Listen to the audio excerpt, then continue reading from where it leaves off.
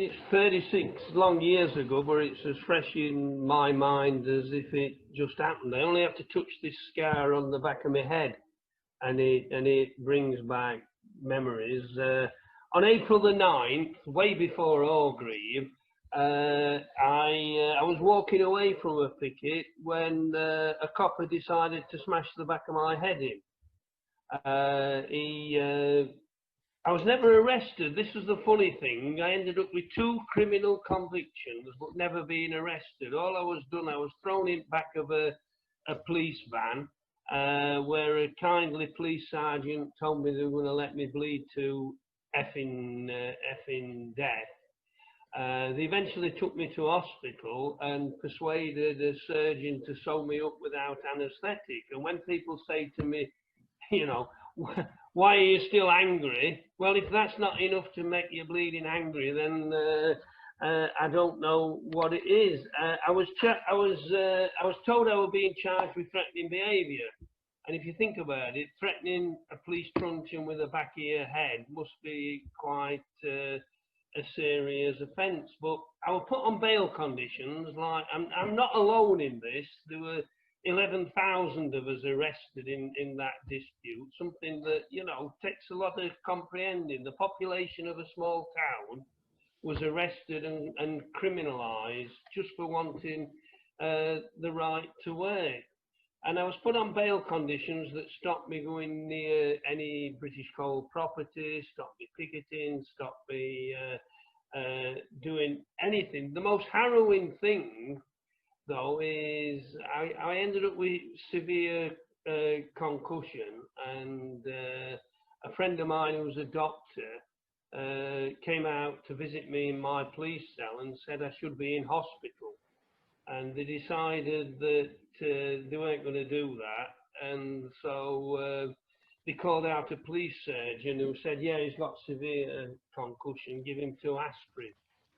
And keep him under constant observation. The constant observation took the form of kicking my cell door every half hour or so and saying, are you effing dead yet? So that was the day it happened.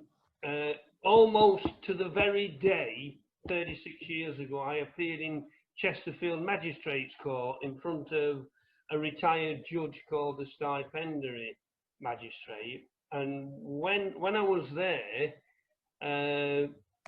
a well-dressed fella came up and gave me a second charge. I didn't have any time to read it before I went in court, but I was charged, as well as threatening behaviour, with watching and besetting. That was formally put into law in 1875, and it predates that, predates trade unionism. It means looking at. The watching and besetting means looking at somebody.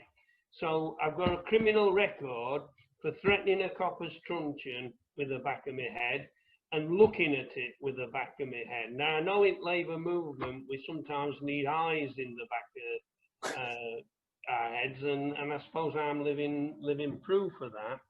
Now, what had happened in the interim, Derbyshire NUM in my name had taken out private prosecutions, because this was just after Thatcher had instructed the police to get tough, and the violence was escalating against pickets. So we took a private summons out against the copper who did me, 2 chief constables, because they were a Lancashire constable and a Derbyshire, and so the chief constable at Lancashire, the chief constable at Derbyshire.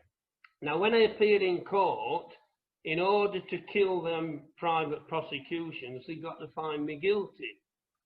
So it was conveyor belt justice. You usually went in for 2 minutes, and a judge would find you guilty and either fine you or send you to jail. That was the frightening thing. I went to court not knowing whether I would have come home again that night. But anyway, they brought in 8 witnesses against me, 8 coppers, none of whom who I'd ever seen in my life. None of them were near me when I was truncheoned.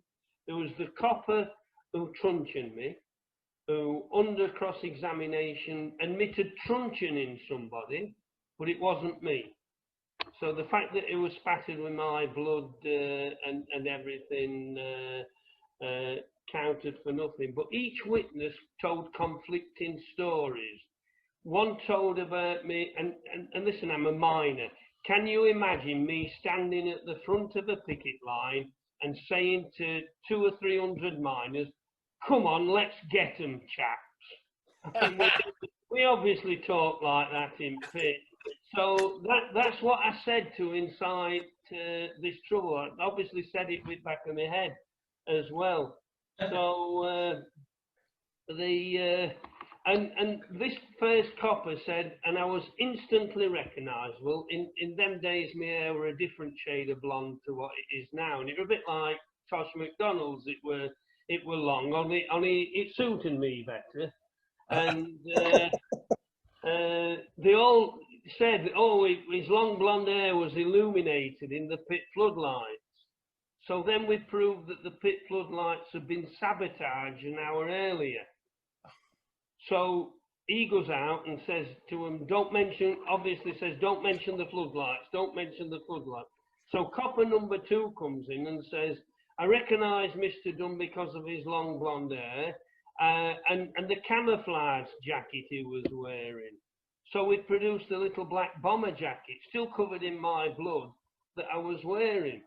So then the following 6 witnesses were all told, don't mention the floodlights, don't mention the camouflage jacket. So they all come in, and the only thing they got was my long blonde hair and the fact that I said, come on, let's get them, chaps. That was the only thing. And in summing up, it took 2 hours to do this, and I say everybody else just got 2 minutes. In summing up, the judge said, I believe every word that Mr. Dunn has said. And I thought, I've cracked it. He said, but I believe he got carried away in the last few fateful seconds and actually did shout, come and get him, come on, chap, come on, let's get them, chaps. And so he found me guilty. So to this day, I have 2 criminal records that you might think, oh, that's irrelevant. But last year I wanted to visit my partner's relative and my friend in America, and I was denied a US visa because of these criminal records.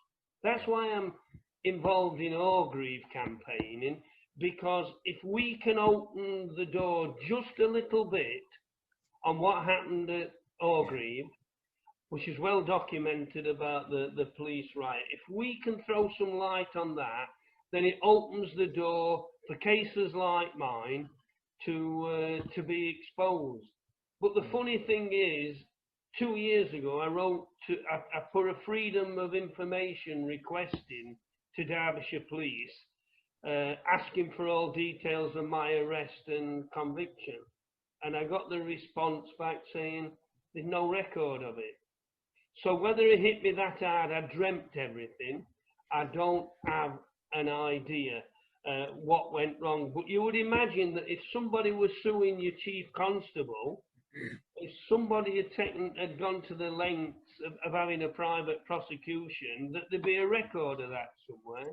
But there's no record of my arrest and conviction anywhere in Derbyshire's records. And I think we have to remember, that was 36 years ago, I know.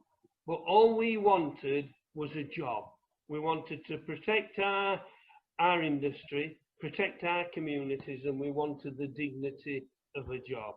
And for that, people like me are criminals. And if we can just get justice for our campaign, then every other form of injustice, the blacklist campaigners, the spy cops campaigners, all these, it paves the way for a victory for them. And let's not forget that the Shrewsbury Pickets have managed to get a judicial review against their conviction. So we never give up fighting, we continue fighting,